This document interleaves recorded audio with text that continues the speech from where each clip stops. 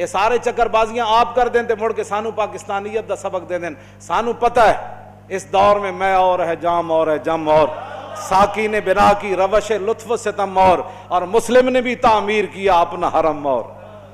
کیوں جی؟ ہاں جی یہ سارا کچھ سانو پتہ ہے. گفتار سیاست میں وطن اور ہی کچھ ہے. اقبال کہندا ہے گفتار سیاست میں وطن اور ہی کچھ ہے اور ارشاد نبوت میں وطن اور ہی کچھ ہے. اس واسطے میں حدیث پاک مکمل کرا جڑی فتنے والی سی, بس میری گفتگو ختم. حضور نے فرمایا دوسرا والآخر اسود و مربادن, فرمایا ایک دل تو سفید ہے, زمین آسمان جب تک کھڑے انہوں کوئی فتنہ نقصان نہیں کرے گا. دوسرا دل جڑا کالا سیاہ ہے اور سوادی طرح ہے, اور کلکوز مجیخن اس برتن کی طرح جس کو اوندا کر دیا جائے ایسے.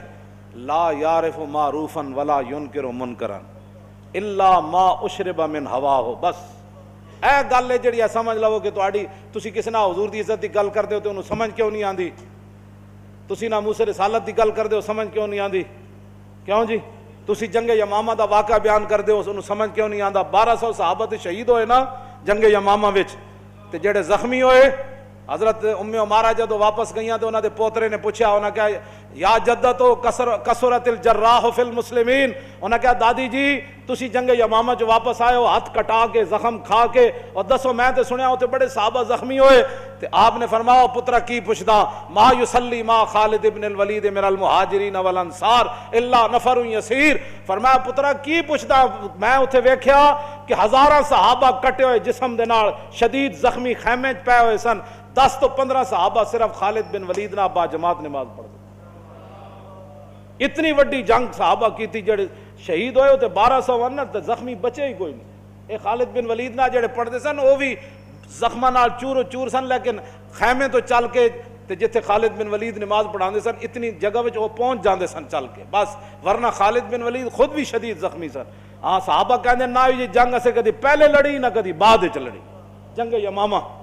تو اس واسطے جنگ یمامہ بھی کسی کو سمجھ نہ آئے, رسول اللہ کو جو لوگوں نے پتھر مارے وہ بھی سمجھ نہ آئے, رسول اللہ کا جنگوں کے اندر تشریف لے جانا بھی سمجھ نہ آئے, اور حضور کا پوری دنیا سے ٹکر لے لینا یہ بھی سمجھ نہ آئے, اور صحابہ کے ٹکڑے ہو جانا یہ بھی سمجھ نہ آئے, جنگ قادسیہ بھی اس کو سمجھ نہ آئے, یرموک بھی نہ آئے, کربلا بھی نہ آئے. چلتے چلتے 1857 تک بہادر شاہ ظفر کے ساتھ جو کچھ ہوا وہ بھی سمجھ نہ آئے, مساجد کے ساتھ جو کچھ ہوا وہ بھی سمجھ نہ آئے, کالے پانی میں ہمارے بزرگوں کے ساتھ جو کچھ ہوا وہ بھی سمجھ نہ آئے, 1953 کی تاریخ میں جو کچھ ہوا وہ بھی سمجھ میں نہ آئے. تو پھر حضور نے کیا فرمایا کہ جب انسان کا دل کالا ہو جاتا ہے نا, اونتے برتن کی طرح وہ ہو جاتا ہے, تو لا یعرف معروفا ولا ینکر منکرا, نہ اس کو کسی اچھائی کا پتہ چلتا ہے نہ اس کو کسی برائی کا پتہ چلتا ہے. اللہ ہاں یہ بات ضرور ہے, اللہ ما اشرب من ہواہ, ہاں جو خواہشات کا بندہ ہو جاتا ہے, جو خواہشات اسے پلائی جاتی ہے, آج فلانا ڈرامہ دیکھنا ہے, آج فلاں فلم دیکھنی ہے, آج اتنا حرام کمانا ہے, آج 2 نمبر مال بیچنا ہے, آج سود کھانا ہے, آج رشوت لینی ہے, آج مسلمان جو ہے سویرے میرے دفتر میں ایک ایسی فائل آنی ہے جس کے اندر لاکھوں روپے میں نے کمانے ہیں, یہ ساری چکر بازیاں وہ کرے گا. اللہ ما اشرب ما ہوا ہو, ہاں جو خواہشات اسے پلا دی گئی ہیں وہ خواہشات کے پیچھے پیچھے چلے گا, نہ اس کو اسلام سمجھ آئے گا, نہ اس کو دین سمجھ آئے گا, نہ مسئلہ ناموس رسالت سمجھ آئے گا, نہ مسئلہ ختم نبوت سمجھ آئے گا. خدا کا شکر ادا کریں کہ کم از کم حضور کی عزت کا مسئلہ آپ کو سمجھ آیا. ہاں جی آپ کے دل سے سفید ہیں, سیاہ نہیں ہوئے. ہاں جی تو جس کو سمجھ نہیں آتا آپ بس بات صرف بتا دیا کریں, آپ کے اور میرے بس میں نہیں ہے. اس کے بارے میں تو حضور فرما گئے کہ لا یعرف معروفا ولا ینکر منکرا, نہ اس کو اچھائی کا پتہ چلے گا نہ اس کو برائی کا پتہ چلے گا. بس اتنا ہی میرا پیغام ہے, لیکن ہر ایک اپنے خون اور اپنے پیشے کا اظہار ضرور کرے گا. ہاں جی کیوں جی, ہاں توجہ توجہ, یہ بات میں نے ایسے نہیں کی ہے. حضرت محمود غزنوی نے ایک دن فرمایا کہ میں حضرت خضر علیہ السلام کی زیارت کرنا چاہتا ہوں.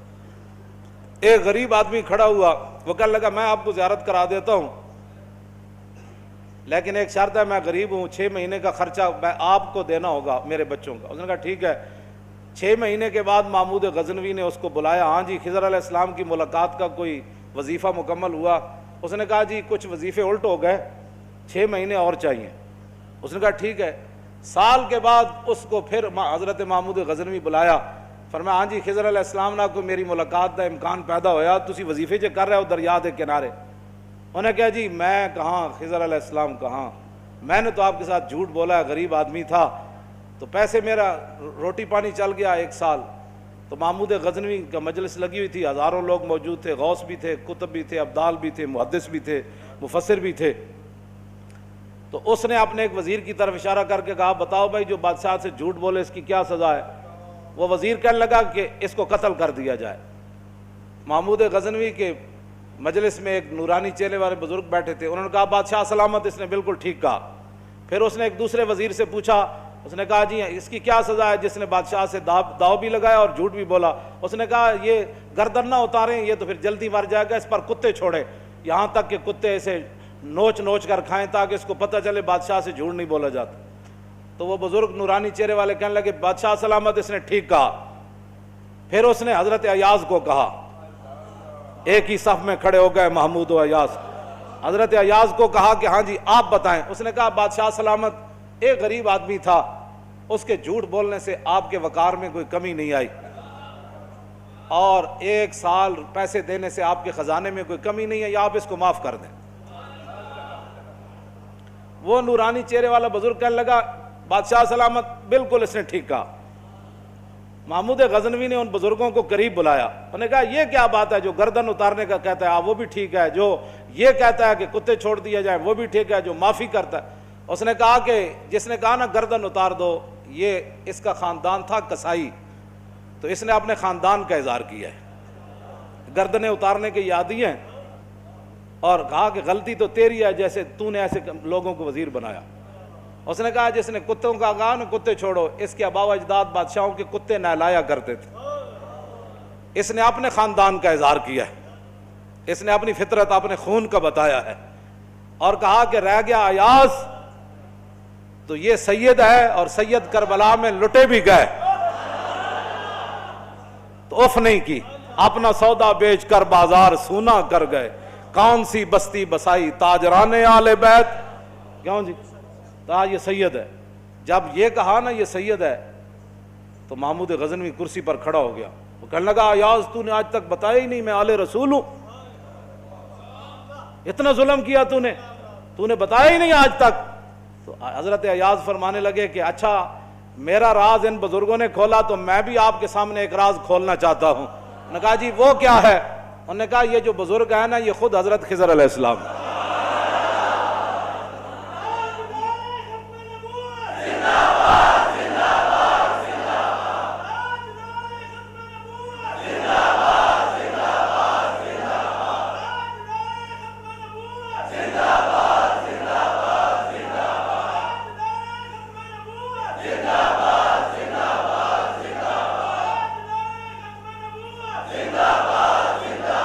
توجہ بھائی توجہ، آپ اور ہم خوش نصیب ہیں کہ ہم اپنے خون کا اظہار کر رہے ہیں۔ ہمارے آباء و اجداد نے صدقے یا رسول اللہ کے نعرے لگائے، ہمارے بڑوں نے حضور سے محبت کی، حضور کی ختم نبوت پر پہرے دیے، تو ہم اپنے خاندان کا اظہار کر رہے ہیں، اور جن لوگوں کو یہ مسئلہ نہیں سمجھ آ رہا ہے وہ اپنے خاندان کا اظہار کر رہے ہیں، ان کا اپنا خاندان ہے، ہمیں ان سے کوئی غرض نہیں ہے، ہمارا کام ہے مسئلہ بتا دینا۔ ہر کوئی اپنا خون اپنے خاندان کے اظہار کرتا ہے، تو دعا کریں اللہ تعالیٰ تا صبح قیامت ہمارے خون بھی یہ اثر رکھے اور ہمارے خاندانوں میں، کہ ہماری نسلیں بھی ایسے ہی لبیک یا رسول اللہ کا نعرہ لگاتے ہیں۔ مزید ویڈیوز اور اپڈیٹس کے لیے یوٹیوب پر علامہ Khadim Hussain Rizvi official channel subscribe کریں اور بیل آئیکن